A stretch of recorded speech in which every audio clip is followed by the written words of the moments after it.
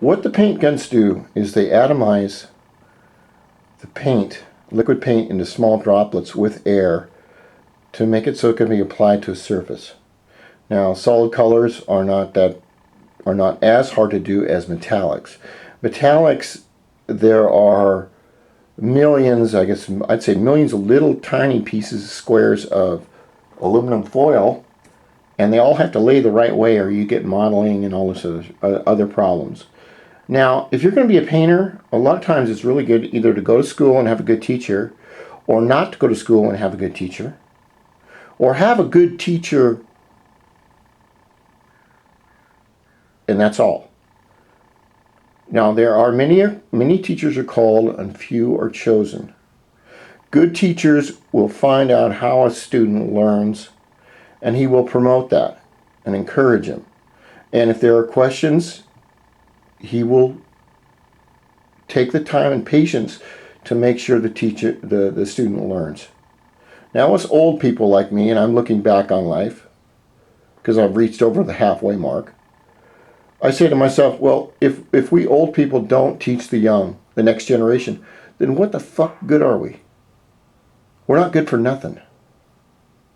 And the one thing about painters is that they are very, some of them are very secretive, and they want to hold on to their territory, and they don't want to share any knowledge.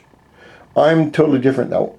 I'm from the school where if I learn something new from a guy that's been doing it for 2 years that I didn't know about, I'll pick up on that and run with it. I won't have an attitude and say, well, I'm older, I'm not going to, I'm going to front an attitude, and I'm not going to accept any advice and all this nonsense. And I figure it's karma. The more I help people out there, what goes around comes around. And if you are a finger painter, or if you are a portrait painter, that's one thing I'd like to learn, I'm not. Or if you shoot color coats, it all takes practice, but it's very easy to do. Most of these painters in these shops, if their name was Bob, they couldn't spell it backwards. But they can paint. It all depends on getting your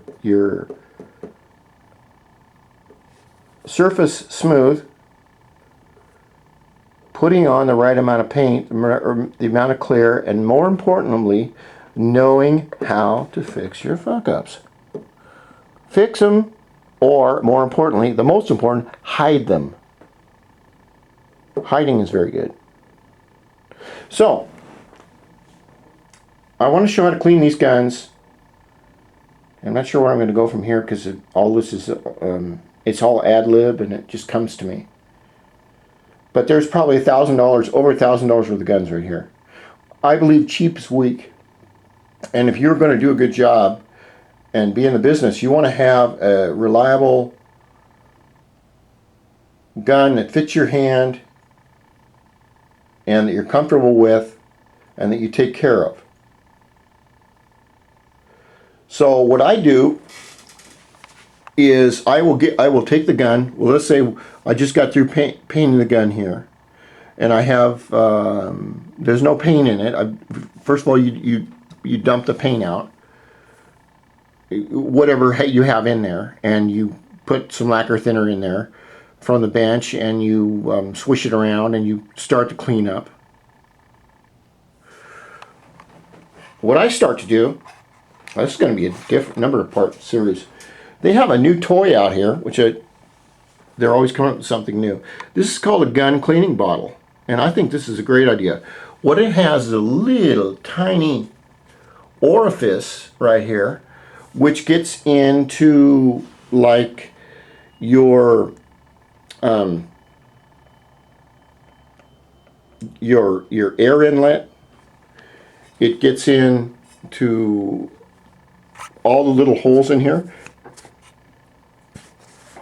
for cleaning. And then what I have is my like I said, my little dish with the toothbrushes.